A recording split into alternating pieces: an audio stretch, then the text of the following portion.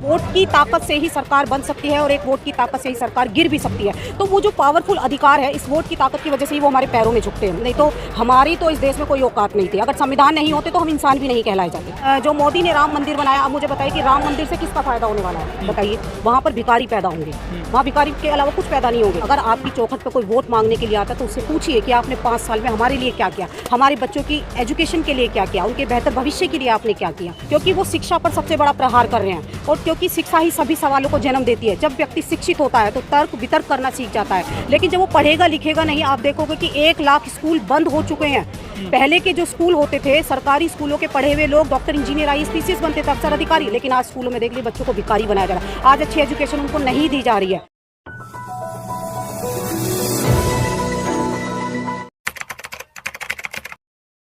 श्री राम, उन्होंने जो अयोध्या का जो मंदिर बनाया और जो धर्म की चाशनी में लोगों को डुबोने का काम कर रहे हैं, क्योंकि आधे से जनता बहुत मूर्ख है। वो धर्म का नशा उनके ऊपर चढ़ा हुआ है। जिस दिन इस देश के लोग धर्म जाति से ऊपर उठकर महापुरुषों को पढ़ना शुरू कर देंगे, आप देखिए उस दिन इस देश की दिशा और दशा दोनों अपने आप बदल जाएगी। जो मोदी ने राम मंदिर बनाया, अब मुझे बताइए कि राम मंदिर से किसका फायदा होने वाला है? बताइए। वहाँ पर भिखारी पैदा होंगे, वहाँ भिखारी के अलावा कुछ पैदा नहीं होंगे। अगर वो स्कूल बनाते, कॉलेज बनाते, मल्टीनेशनल हॉस्पिटल बनाते तो वहाँ पे देखिए स्कूल कॉलेज से डॉक्टर, इंजीनियर। हिंदुओं को मजबूत कर रहे हैं वो। हिंदुओं को कोई मजबूत नहीं कर रहा, ये सिर्फ झांसा है वोट लूटने का। क्योंकि हमारे पास जो सबसे शक्तिशाली जो हथियार है वो है वोट का अधिकार, जो डॉक्टर बाबा साहब अम्बेडकर ने दिया। एक वोट की ताकत से ही सरकार बन सकती है और एक वोट की ताकत से ही सरकार गिर भी सकती है। तो वो जो पावरफुल अधिकार है, इस वोट की ताकत की वजह से ही वो हमारे पैरों में झुकते हैं। नहीं तो हमारी तो इस देश में कोई औकात नहीं थी। अगर संविधान नहीं होते तो हम इंसान भी नहीं कहलाए जाते। कह रहे हैं कि 400 पार आते संविधान बदलेंगे, 2/3 बहुमत आ जाएगा। तो बिल्कुल ये इन लोगों की मंशा है, क्योंकि संविधान बचा पाओगे? क्या लग रहा है? देखिए, संविधान का विरोध ये आज से नहीं कर रहे। संविधान का विरोध तो ये तब से करे जब से संविधान बना है, क्योंकि वो जो संविधान है वो समानता, न्याय और बंधुता की बात करता है, वो बराबरी की बात करता है। वो किसी एक वर्ग विशेष के लिए नहीं है, क्योंकि जो मनुस्मृति को जब हम पढ़ते हैं तो उसमें एक वर्ग विशेष को बहुत सारे अधिकार दे रखे हैं। लेकिन संविधान में एक चपरासी का बच्चा भी प्रधानमंत्री बन सकता है, एक मोची का बच्चा भी राष्ट्रपति बन सकता है। तो संविधान की ये ताकत है और इसीलिए संविधान पर प्रहार किए जा रहे हैं। संविधान को खोखला करने में ये लोग लगे हुए हैं। लेकिन मैं कहना चाहती हूँ कि संविधान कोई ऐसे नहीं बदल सकता है। जो 2/3 बहुमत जो सोच रहे हैं कि हमें इतना बहुत मिल जाएगा, वो नहीं मिलने वाला। संविधान को बदलना इतना आसान नहीं है, क्योंकि ऐसी व्यवस्था डॉक्टर अम्बेडकर संविधान में करके गए। अनाज फ्री दे रहे हैं वो 5 किलो। बिल्कुल, अनाज फ्री इसीलिए दे रहे हैं ना, क्योंकि रोजगार नहीं दे सकते वो सिर्फ लोगों को जिंदा रखना चाहते हैं। जिंदा और जुमले पे जुमले दिए जा रहे हैं कि हमने 15 लाख रुपए तुम्हारे अकाउंट में आएंगे, अच्छी सड़कें बनेंगी। टाइट कर दिया उत्तर प्रदेश में, ऐसा कहते हैं लोग। कोई कुछ नहीं किया, ये सिर्फ और मिट्टी में मिला दिए। हिंदू और मुस्लिम का ये झगड़ा जो हमेशा वोट तो उसी में मिलता है ना। देखिए, वोट उस पे नहीं मिलेगा, वोट काम पे मिलेगा। मोदी जी करप्ट लोगों को जेल भेज रहे हैं, केजरीवाल अंदर चले गए हैं, ED CBI पूरा काम कर रही है देश में। देखिए, सभी लोग उनके अंडर में हैं। देश की सत्ता पे वो लोग बैठे हैं जो ना तो संविधान को मानते हैं और दूसरा सब कुछ इनके अंडर में है। चाहे चुनाव आयोग हो या कोई भी हो, तो ये कुछ भी करा सकते हैं। तो अब लोगों को काम के आधार पर वोट देना का। अगर आपकी चौखट पर कोई वोट मांगने के लिए आता है तो उससे पूछिए कि आपने 5 साल में हमारे लिए क्या किया, हमारे बच्चों की एजुकेशन के लिए क्या किया, उनके बेहतर भविष्य के लिए आपने क्या किया, है ना। तो ये सारी चीज़ें हमको पूछनी होंगी, क्योंकि वो शिक्षा पर सबसे बड़ा प्रहार कर रहे हैं और क्योंकि शिक्षा ही सभी सवालों को जन्म देती है। जब व्यक्ति शिक्षित होता है तो तर्क वितर्क करना सीख जाता है, लेकिन जब वो पढ़ेगा लिखेगा नहीं, आप देखोगे कि 1 लाख स्कूल बंद हो चुके हैं। पहले के जो स्कूल होते थे, सरकारी स्कूलों के पढ़े हुए लोग डॉक्टर, इंजीनियर, IAS, PCS बनते थे, अफसर, अधिकारी, लेकिन आज स्कूलों में देख लीजिए बच्चों को भिखारी बनाया जा रहा है। आज अच्छी एजुकेशन उनको नहीं दी जा रही है।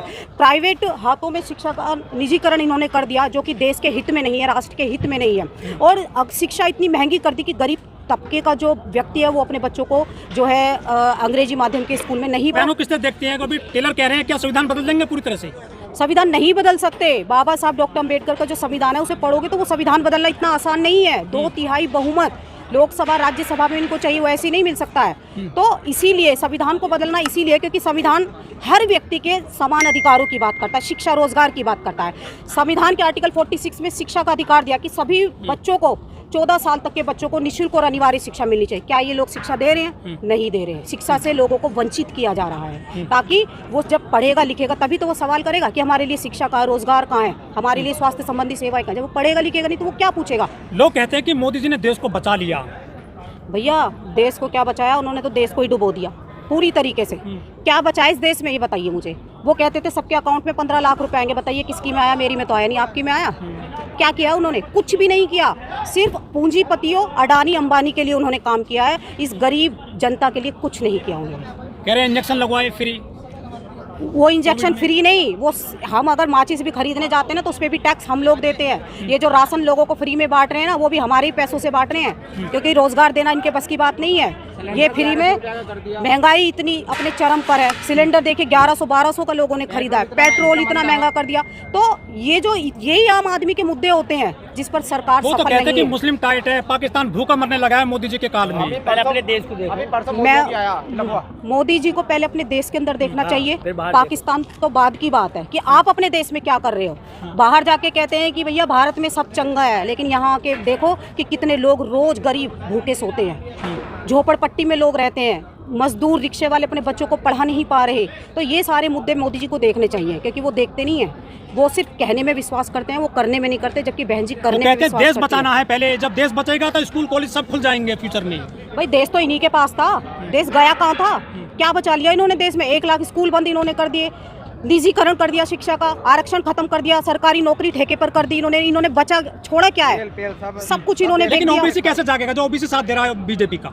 देखिए ओबीसी को जागना बहुत ज़रूरी है, क्योंकि जो है उनकी संख्या बहुत ज़्यादा है। जब तक वो आगे नहीं आएगा, क्योंकि उनके अंदर जो हिंदुत्व का जो नशा चढ़ा हुआ है ना, जो हिंदुत्व के झमेले से जब तक वो बाहर नहीं निकलेंगे, तब तक वो लोग भी आँख खोल के विश्वास ये नहीं कर पाएंगे कि मोदी जी हमारे लिए क्या कर रहे हैं, क्योंकि अंधभक्ति लोगों के अंदर चढ़ी हुई है। कह रहे हैं काशी मथुरा बाकी है भी।